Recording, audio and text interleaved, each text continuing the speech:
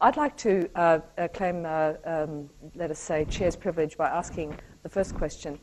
The great Nelson Mandela once said that when he was on Robben Island and he used to receive those regular visits from the ICRC, he said the visits of the ICRC didn't really make my situation any better, but they certainly ensured that my situation didn't get any worse.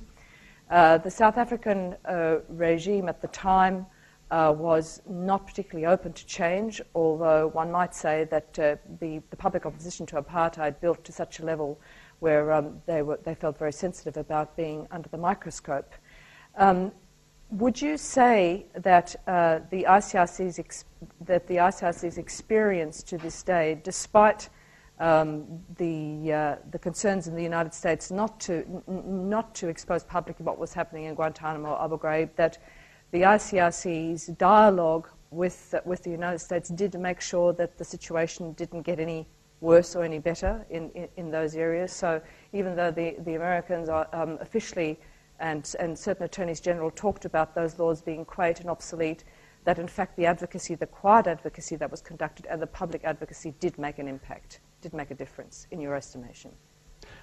Yes, I think from what I know about this particular context, I think yes, we can claim that it made a difference, but at the same time we should also be modest about our own achievements. I don't think it did away or resolved all problems instantly.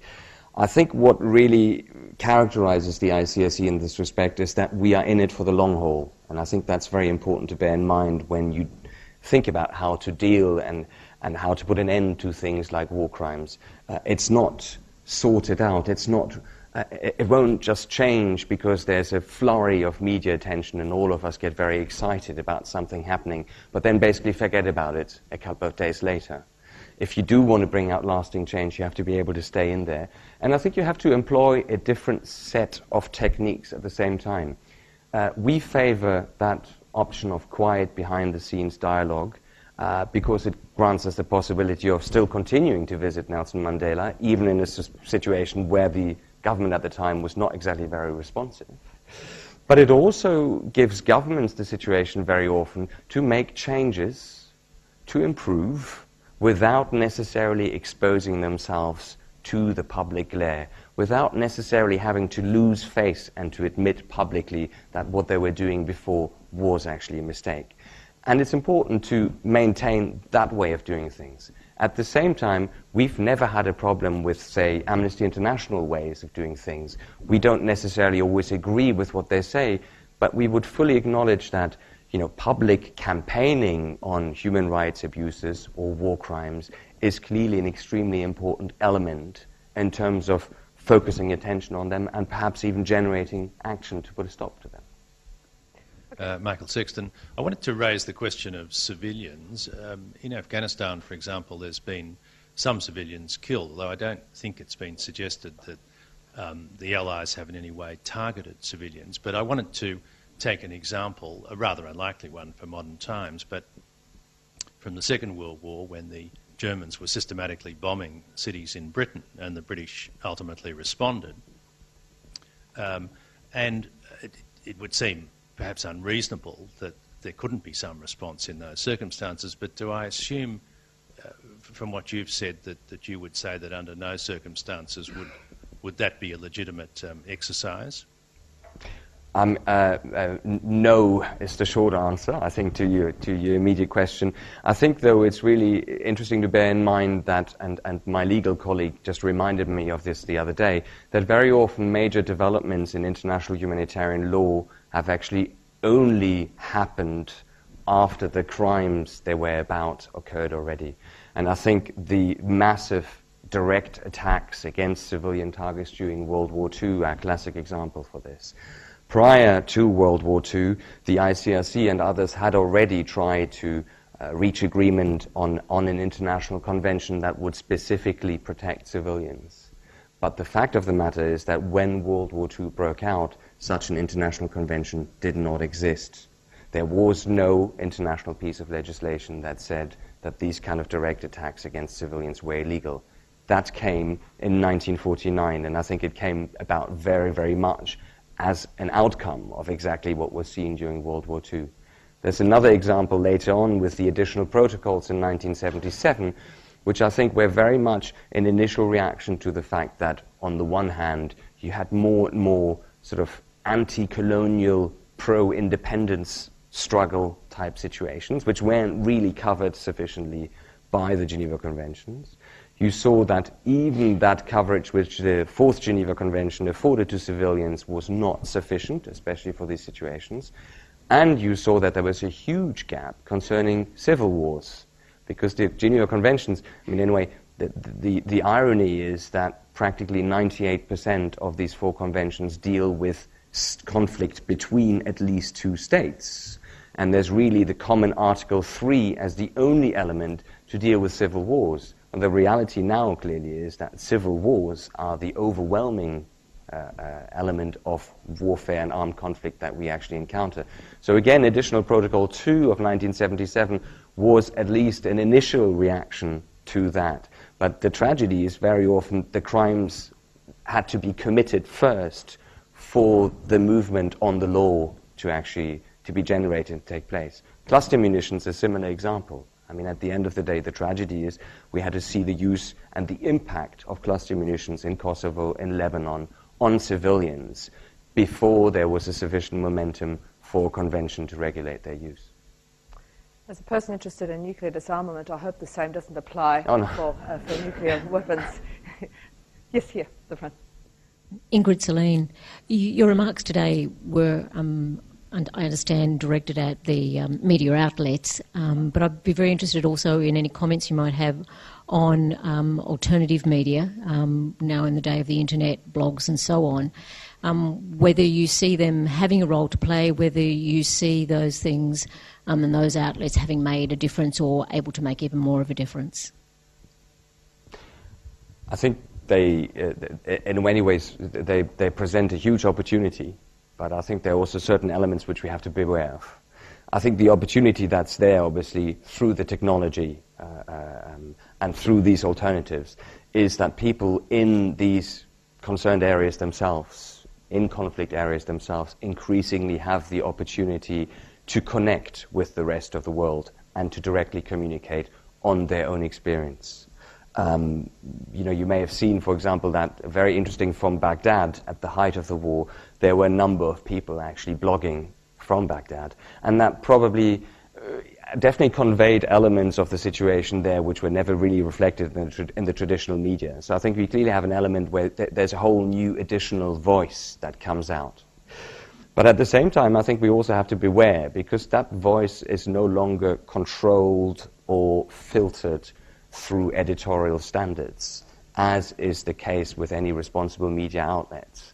So it does make it more challenging to, for example, distinguish what is a real, genuine effort at journalism from what is effectively propaganda and one-sided propaganda. The new technology also makes it extremely simple and easy to manipulate images.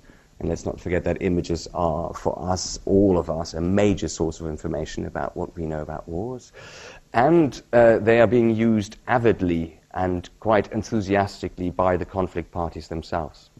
I read a couple of weeks ago in an article in the Herald Tribune based on an interview or conversation with a sort of unnamed Taliban logistician, that one of the things the Taliban were going to be doing now is to really try and get more camera people out to the field to accompany their military operations. The battle for the hearts and minds has always been there, but it's become even more intense because of the technological means of getting your message out and of getting your spin out. And if at the same time you also then manage to severely restrict or even completely curtail access for journalists to the areas that are affected here, then the situation easily becomes very dangerous. The response has got to be, especially for traditional media, who are increasingly drawing on this kind of material as it comes up from the field through blogs, through YouTube and the like. I think they've got to be incredibly transparent about what they're showing us. This morning, I don't know whether you noticed, there were two newspapers here which ran the same photo from Sri Lanka. And it was actually a photo, quite a dramatic photo, of a soldier in a real wasteland carrying out a small child out of the situation. I don't know whether you saw it. It's very interesting to look at the caption. In one newspaper, it's a neutral caption, and the source is given as a news agency, I think AFP. The other newspaper says the additional sentence, which is crucial, this photo was supplied by the Sri Lanka Ministry of Defence. There is nothing wrong with the Sri Lanka Ministry of Defence wanting to get its side of the story out. That's not my point. But as media consumers, we need to be told.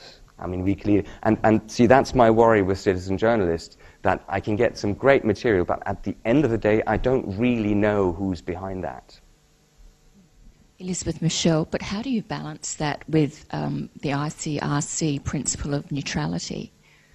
How do you report authentically and yet balance it with the ICRC role?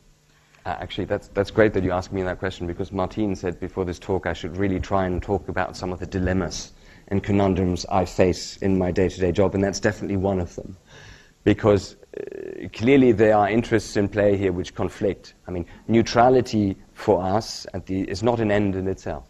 Neutrality is a means to an end. It's a means to be able to reach people on all sides of the front lines.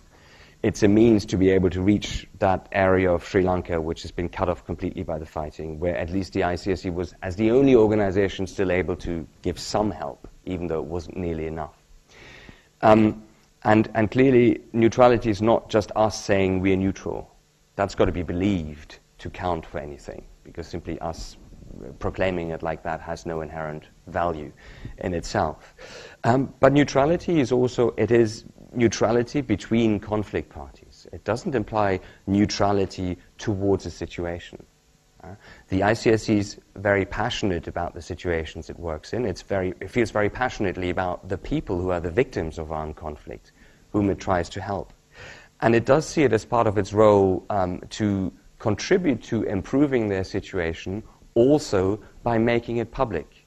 We realize that we are in a lot of situations where we are perhaps the only way still that the world can find out about what actually happens on the ground. We need to be close to the victims, and we need to be credible when we talk about them. And I think that's, I didn't mention it earlier, but that's actually a major challenge for many of us in the aid sector, to be credible, to really be reliable in terms of the information we put out.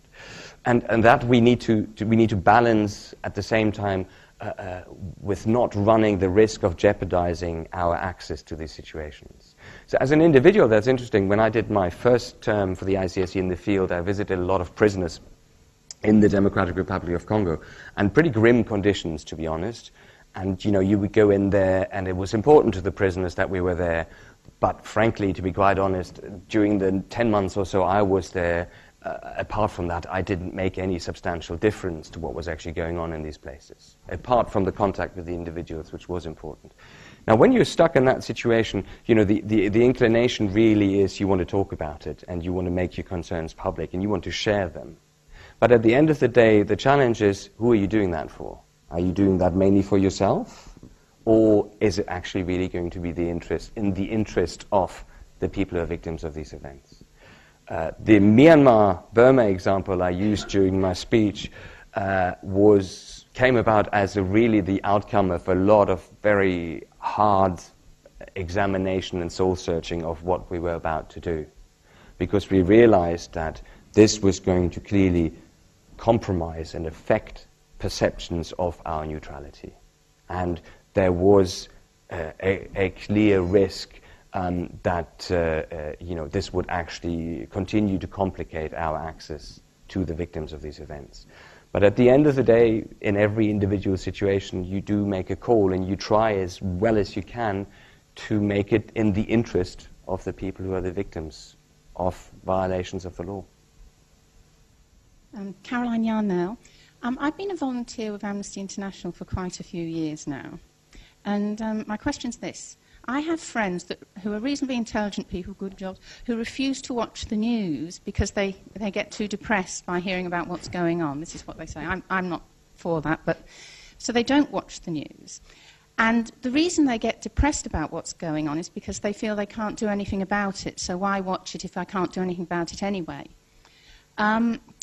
Is there, like with Amnesty International, we now have a lot of web-based actions. People can click on things and a letter or an email goes to whoever. I'm not sure how much good that actually does, but if you could get a media slot and give somebody an action, something they can do, or if they can pressure their government, something they can feel they're doing rather than just making them aware and sitting there, drinking themselves silly and wanting to slit their wrists. I used to be an Amnesty International volunteer myself, so quite a while back. But again, it's the same question you ask yourself.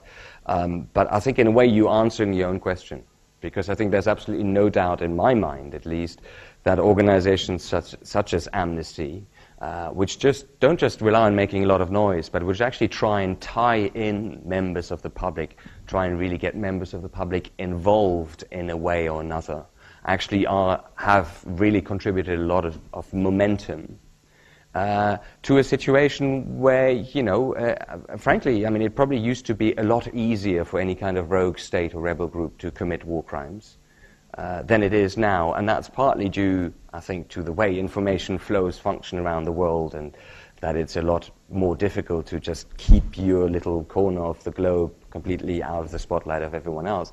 But it's also due to the fact that there are global civil society movements, and Amnesty is a global movement, which is kind of makes it particularly interesting, that can mobilize around these questions. But at the same time, yes, I see that there are two other elements. As individuals, I would say our individual contribution counts for a lot, but the end result of it may seem very little. And the second thing is also, and my fellow speaker, Chris Kramer, who's a Reuters TV executive who came to this conference at the ABC on Monday as well, he had coined this great expression, as run for your lives journalism, he called it. And he said that a lot of journalism these days is effectively this kind of sort of breathless, we are all about to die kind of approach to the news. And I think it is good to just examine that a little bit, and as an informed and clever media consumer, also to look for those news sources and those information sources which will give you a more balanced picture, a picture that will also include the real perspectives for improvements and the real things that are being tried to improve things on the ground.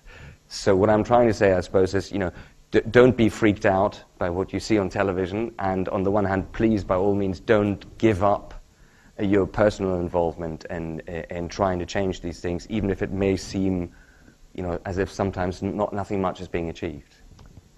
Just before I give the person, I think one thing I think that would be helpful in that respect is if agencies that work in the field, particularly where there is not a lot of transparency in government, if you yourselves were to advertise a little bit more your successes, I think that would also possibly make a difference, rather than just talking about the challenges. And okay. That raises a whole host of issues, but I think that is an important point to make. If I can, I would love to do that, because I'm at the end of the day, I'm a PR person, so we love to tell everyone how fantastic our organization is. So the problem is when we're talking about war crimes in particular, and we're talking about abuse, and yes, there are many examples where we do manage to reduce or even put a stop to abuse, for example, being committed in prisons, but obviously I can't make them public.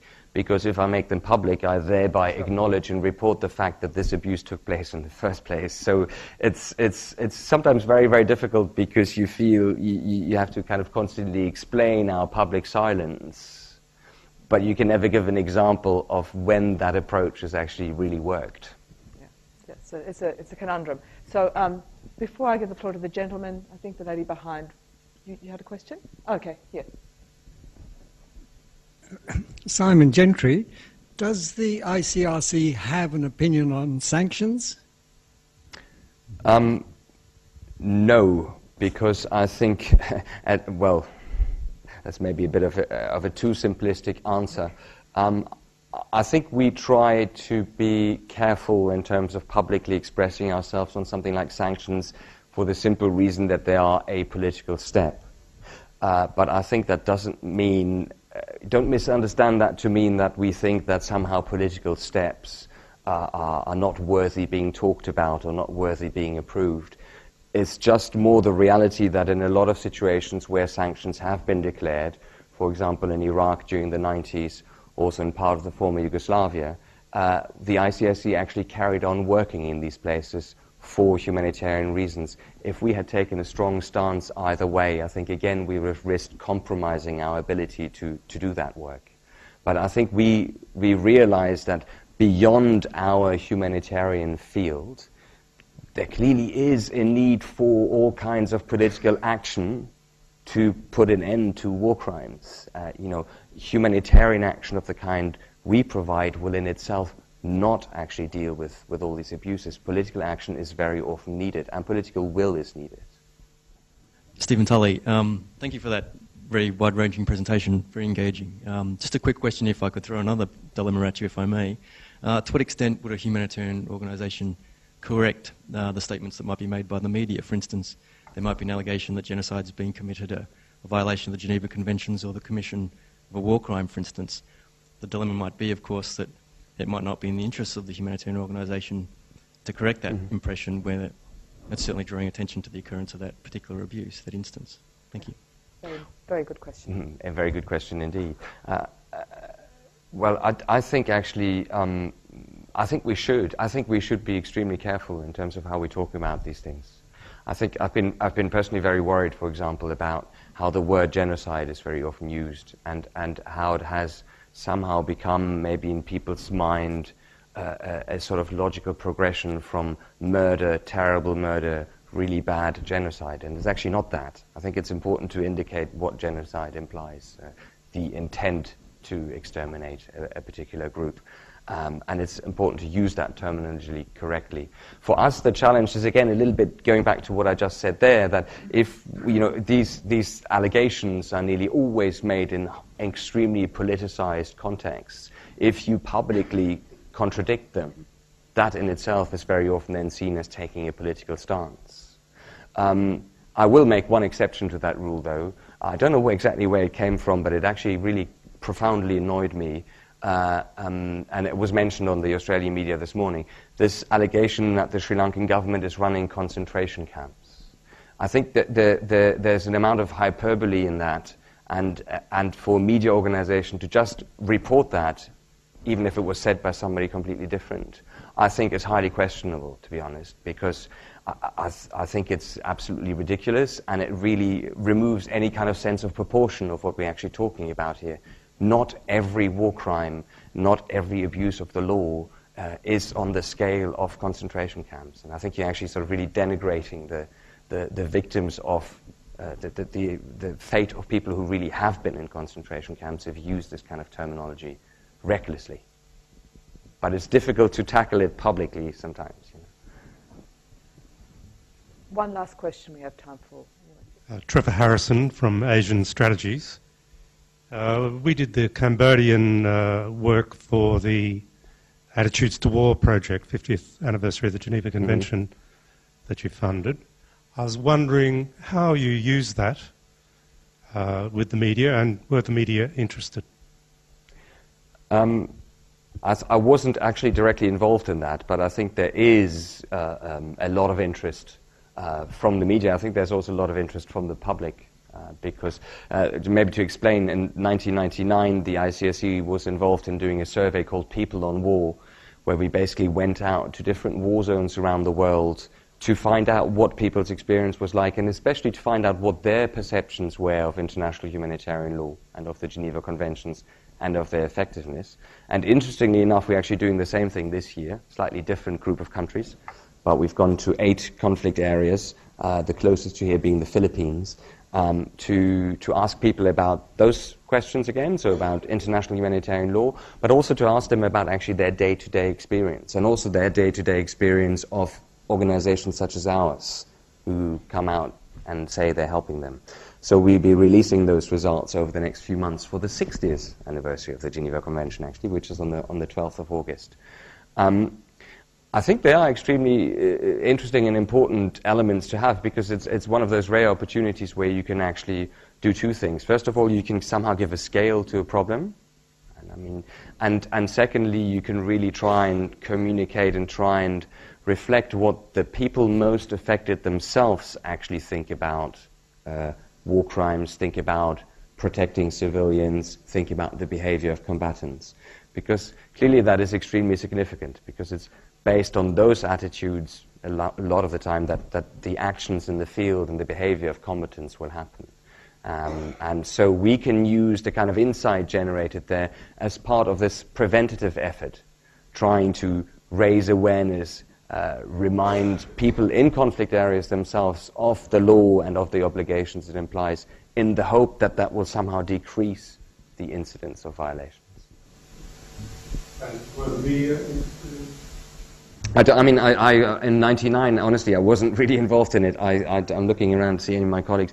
I think there probably were. I'm definitely hoping that this year there will be, and we definitely be really trying to push this out, not just to the media, but also to independent commentators, because we think there are going to be a lot of people who, based on their own experience as academics, as field workers, etc., will want to use that data and derive their own interpretations from it. It is being done, again, by an outside company. That was very important to us, to not have something which is seen to be overly influenced in terms of the results by what we would like to see.